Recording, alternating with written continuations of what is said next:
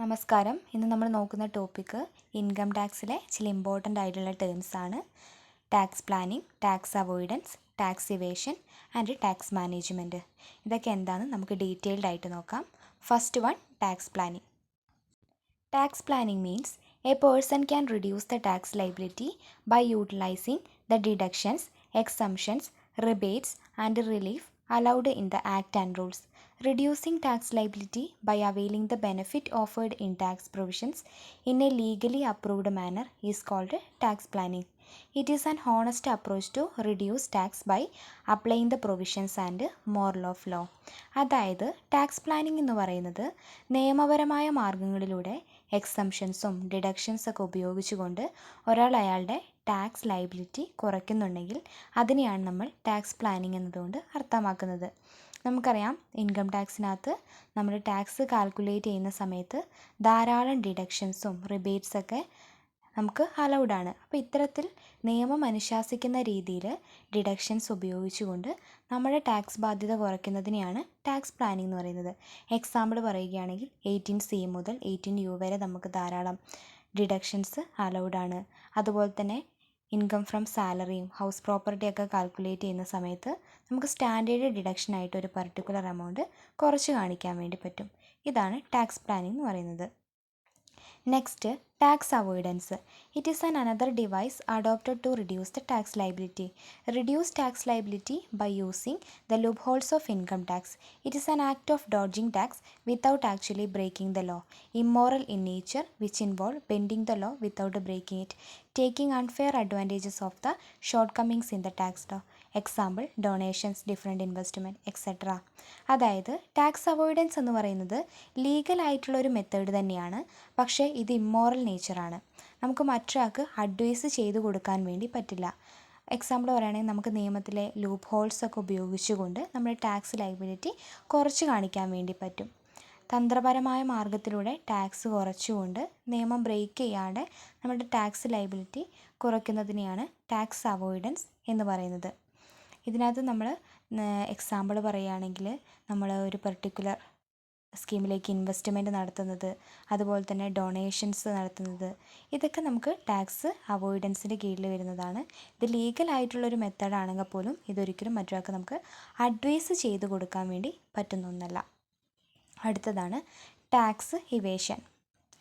Tax evasion means when a person conceals the real income or withhold actual information regarding income or makes false claim so as to reduce the tax liability, it is called tax evasion. It is illegal and objectionable. Deliberate manipulation in account resulting in fraud. Type of act is criminal in nature, so the assessee could be punished under the law. Tax evasion എന്ന് വെച്ചിട്ടുണ്ടെങ്കിൽ tax വെട്ടിപ്പാണ്. നമുക്കറിയാം, ഒരാൾ അയാളുടെ real ആയിട്ടുള്ള income ഒളിപ്പിച്ച് വെച്ചുകൊണ്ട് തെറ്റായ information കാണിച്ച് ഇൻകം കുറച്ച് കാണിക്കുക, അതുവഴി അയാളുടെ ടാക്സ് ലൈബിലിറ്റി കുറയ്ക്കും. അപ്പോൾ ഇതൊരു criminal ഒഫൻസാണ്.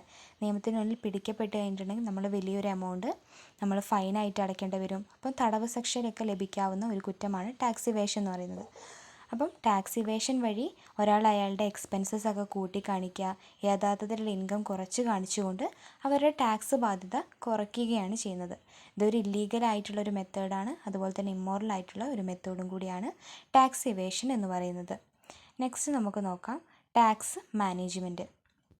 Tax management means tax management involves complaints of the legal requirement in connection with the tax.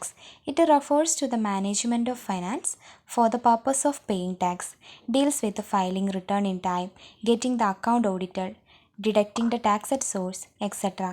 Tax management helps in avoiding payment of interest, penalty, prosecution, etc. നമ്മൾ പറഞ്ഞു tax planning വഴിയൊക്കെ നമ്മുടെ tax ബാധ്യത കുറയ്ക്കാൻ വേണ്ടി പറ്റും. പക്ഷേ ഇങ്ങനെ നമ്മൾ ടാക്സ് പ്ലാൻ ചെയ്തതുകൊണ്ട് മാത്രം കാര്യമില്ല. നമ്മുടെ ടാക്സ് പ്രോപ്പറായിട്ട് നമ്മൾ മാനേജ് ചെയ്താൽ മാത്രമേ നമുക്ക് പെനാൽറ്റി, ഇൻട്രസ്റ്റ് പോലെയുള്ള എമൗണ്ടൊക്കെ പേ ചെയ്യുന്നത് കുറയ്ക്കാൻ വേണ്ടി പറ്റൂ. അതായത് കറക്റ്റ് ടൈമിനകത്ത് നമ്മൾ ഇൻകം ടാക്സ് ഫയൽ ചെയ്യുക, അക്കൗണ്ടൊക്കെ കറക്റ്റ് ഓഡിറ്റ് ചെയ്യുക, TDS പിടിച്ച ശേഷം മാത്രം എമൗണ്ട് കൊടുക്കുക. ഇങ്ങനെ നിയമത്തിൽ പറഞ്ഞ കാര്യങ്ങളെല്ലാം അനുസരിക്കുന്നത് മൂലം നമുക്ക് ഇൻട്രസ്റ്റും പെനാൽറ്റിയൊക്കെ പേ ചെയ്യുന്നത് ഒഴിവാക്കാൻ വേണ്ടി പറ്റും. അങ്ങനെ പ്രോപ്പറായിട്ട് ഫിനാൻസ് മാനേജ് ചെയ്യുന്നതിനെയാണ് നമ്മൾ ടാക്സ് മാനേജ്മെൻറ്റ് എന്നതുകൊണ്ട് അർത്ഥമാക്കുന്നത്. നെക്സ്റ്റ് നമുക്ക് ഓരോന്നും ബ്രീഫായിട്ട് നോക്കാം. Tax planning. It uses the benefits of law. അപ്പോൾ നിയമത്തിലെ ബെനിഫിറ്റ് ഉപയോഗിച്ചുകൊണ്ട് ടാക്സ് ലയബിലിറ്റി കുറയ്ക്കുന്നതാണ് ടാക്സ് പ്ലാനിംഗ് എന്ന് പറയുന്നത്. Tax avoidance. It uses the loopholes in the law. അപ്പോൾ നിയമത്തിൽ ലൂപ്പ് ഹോൾസ് ഉപയോഗിച്ചുകൊണ്ട് ടാക്സ് ലയബിലിറ്റി കുറയ്ക്കുന്നതിനെയാണ് ടാക്സ് അവോയ്ഡൻസ് എന്ന് പറയുന്നത്. Tax evasion. It overrules the law. നിയമം ബ്രേക്ക് ചെയ്തുകൊണ്ട് ഇൻകം എല്ലാം കൺസീൽ ചെയ്ത് ടാക്സ് ലയബിലിറ്റി റിഡ്യൂസ് ചെയ്യുന്ന ഒരു ഇല്ലീഗലായിട്ടുള്ള മെത്തേഡാണ് tax evasion. Tax management. It implements the law. അപ്പം നിയമം ഇംപ്ലിമെൻറ്റ് ചെയ്യുന്നതിനെയാണ് നമ്മൾ ടാക്സ് മാനേജ്മെൻറ്റ് എന്ന് പറയുന്നത്.